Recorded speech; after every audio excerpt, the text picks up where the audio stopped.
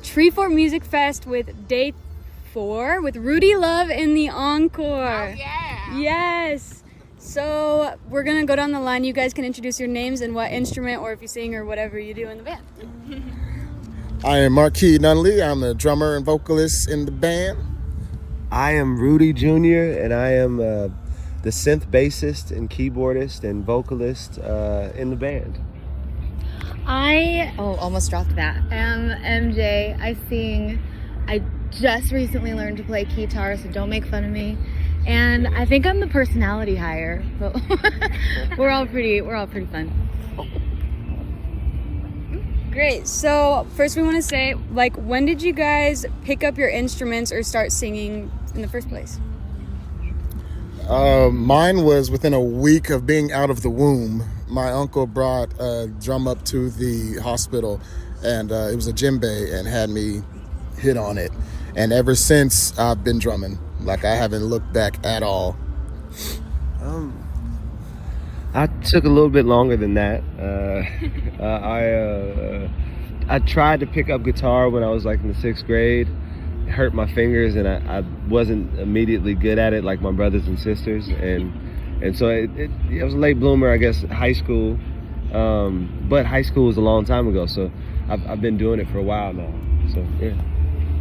I'm Filipino, so I've been doing karaoke for, I don't know, maybe since I was 4. So then what inspired you guys to start playing, or who? My biggest inspirations as a kid, probably Parliament Funkadelic and Michael Jackson. Spent a lot of time just listening to those records over and over and over. And then, of course, one of my households that I lived in was super conservative, and so we could only listen to gospel. And so I got that element in, from having to listen to it. And Georgia Mass Choir, Mississippi Mass Choir, John P. Key, like, they were really influential in my early childhood and how I hear music. And as it developed, I started getting into, it's connected to blues this way. Oh, that's connected to hip hop in this way. And I started seeing the connection and the evolution of the genres. That really said, okay, you can do all these things. You don't have to do just the one genre. You can actually pull from all of them, because every genre pulls from every genre. So that's what really inspired me to start doing music, when I realized there weren't any limitations on what I could do as a musician. Yes, the impetus for me was my family. My father, as a musician, had taught me, I would say, everything I know, and everything that I'm still trying to figure out. He probably put it in there somewhere. But when I was about 17, we were in a band together, and we joined Dad's band. He took us on the road and showed us how to do things, how to make mistakes and then recover, and how to bring people together with music. But then also I have to give a shout out to my high school choir director, who believed I could sing even when I couldn't. And Sly Stone,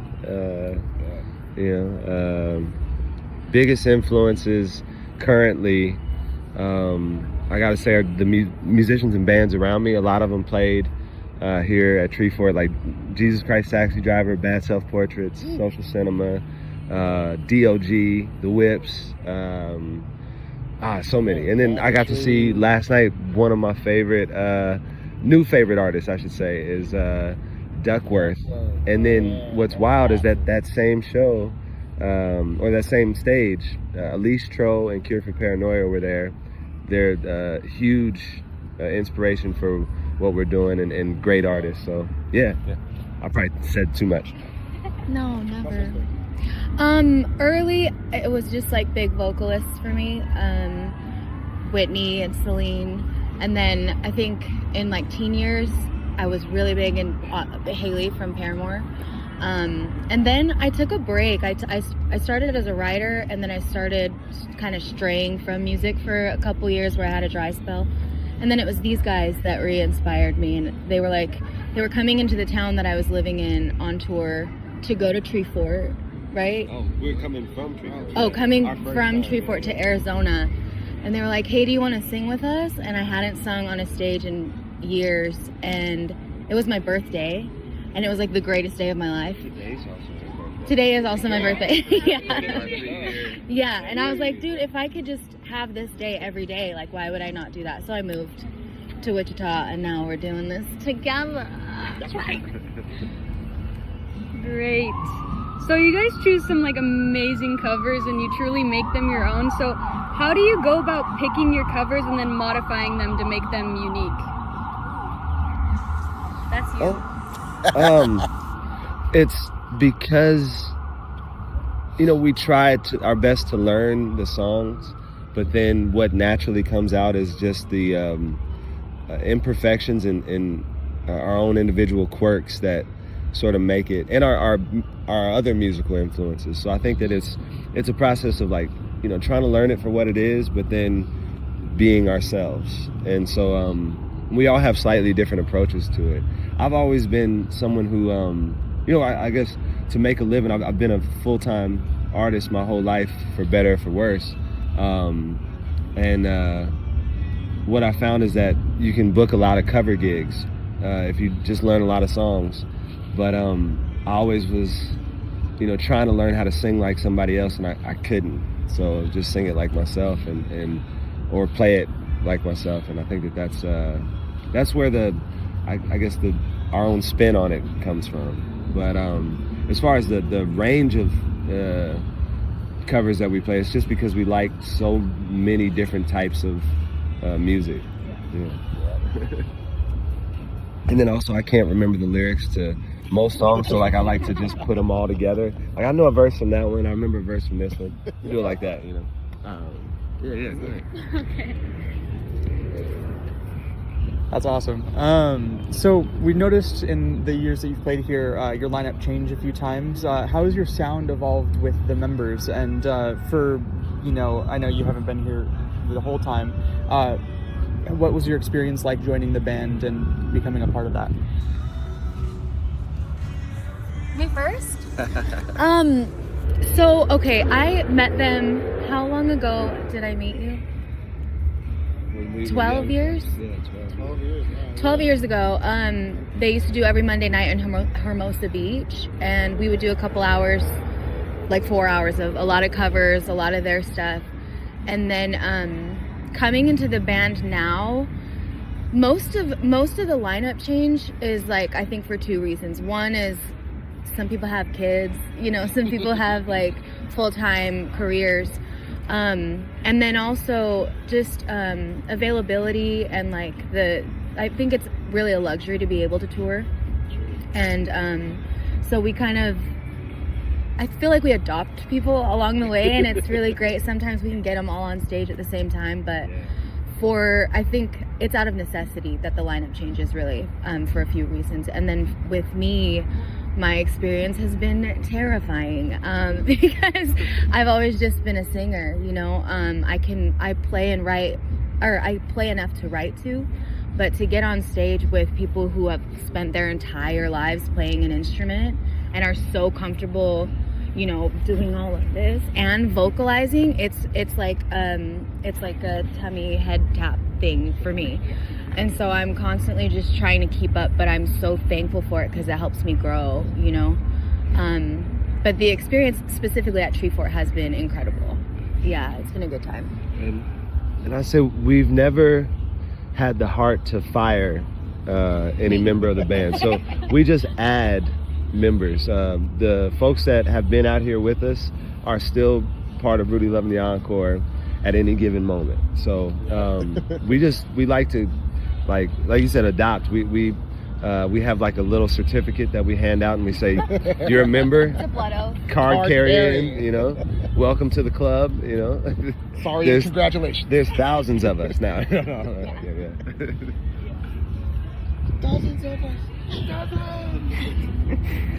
So, like I said, you guys have been here a few times. When was your first time playing in Boise, and how is this year so far at Treefort compared to the other times you've been here? Woo! We just ate at the Funky Taco yesterday. Funky Taco was our first show, and there were like 5 people there. It was our first meal in Boise too. Yeah, and it was the best burrito, and it still is the best burrito I've had. And I mean, especially on this. Idaho was the first. Then we played a brewery after that, and we met King Youngblood and Boot Juice. Yeah. And that was an incredible show. It was the coldest show we've ever played. I mean that like metaphorically and literally. Epic, I think that's the record. And the evolution has been like sort of moving closer into the fray where the cell service is a little bit worse, but there's a lot more people around, and it's been wonderful. It's like we've gotten to see different pieces of Boise with every year, and I think it just keeps getting better, and we make real friendships, and then we get to see them whenever we come back, and it's like it feels like coming home in a way. So it's been great. Yeah. There's actually been a few bands that we've met in Boise and then played with in their hometown with them. Like, it's or in ours. Yeah, like they've come to Wichita, and it's been amazing just to see how a network can grow organically like that. Like just making friends and making musical friends. Like I didn't know how much of that was. When you go to the conferences and how to be a musician, you have to go network and everything, and you're supposed to shake hands and take cards, but it's like actually networking is just going to see the band you like and being friendly. That's it. Promise, you'll do it by default, and so that's been one of my favorite experiences, is just seeing how organic the networking is as a musician at a place here like this here in Boise at Treefort. It's just a one-of-a-kind experience for it. More net play, or network. Network.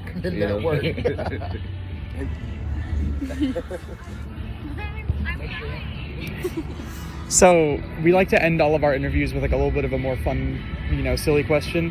This one's more serious than some of the fun questions we've got for other bands, but we felt like it fit you guys. Your music, when you play, is pretty improvisational and pretty jammy. Any musician, alive or dead, who would you most like to jam with? Ooh, Lord.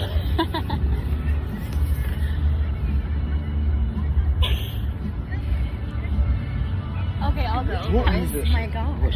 Like, My answer, you're gonna hate this, but it's your dad. That was mine. No, you can't do it. I already did that. I've never been able to like play a show with your dad, and he's so iconic, and I feel like his like musical DNA sort of runs through the whole collective. And I'm not gonna cry, that's weird. I just think he's a beautiful performer, and I see a lot of that in Rudy, in the way that he speaks about him, and the way that he's sort of like, I don't think you like being called a band leader or anything like that, but it's people naturally gravitate towards Rudy's direction, maybe just whether it's because he's in the front waving his hand, or it's just kind of what the vibe is all the time, and I think that's really beautiful. I would love to have that opportunity. Pass. You stole my answer. I actually might have this written down somewhere. Written down for this interview. Just for this interview. Marky's got lists. Hang on. He can tell you his top 100 songs. Oh my I don't know about 100. I got 20. You know what? I got the 20. I'm gonna put something out in the universe. Hit me. We played Hit him with a that couple shows with Anderson .Paak when he was Breezy Lovejoy, but we never got to jam with him. I would love for That's a good one. These two to go back and forth on some MC drumming stuff, and us to play and have, because I admire him so much, and so it'd be my dad first, but Anderson second. Yep. Actually, that's a second to my answer. I think James Gatson. It's wild. Is mine, bro. Like, man, I kid you not. James Gatson pokes me on Facebook like every week. He's in LA. He's one of Pops' friends, and I was gonna hit him up when I went to LA. Yo, James Gatson. Yeah, James Gatson. Bro, he's one of the drummers I have studied the most. Like, just because his discography is outrageous. Like, he hits on top of hits, disco, 78, like just storied career. But his approach to drumming is so influential in how I approach drumming. And I would love to just sit for an hour with the master and be like, thank you for existing. Now how can I learn at your feet? Like that one. And I'd love to watch him drum, and I just shaker or play tambourine Like, I would love to just support him as a percussionist and observe and jam with him in that way. But yeah, Anderson .Paak as a drumming rapper, singer. Yeah. I would love to trade verses and drum solos with him. Like, that would be an amazing jam session where I'm like, okay, I'll be on the kit too. But like, yeah, James Gass and Anderson .Paak, that's pretty You good. know, we just put it in the universe. It's gonna It's happen. happening. It's in progress. Next week, It's in progress. April 4th. If that happens, invite me, please. Oh my Done, goodness. done. Well, thank you guys so much for coming out and taking your time Yes, to thank do this you. interview. It was so much fun. Yeah. And yeah, happy Treefort. Thank you. Happy Treefort. And happy birthday.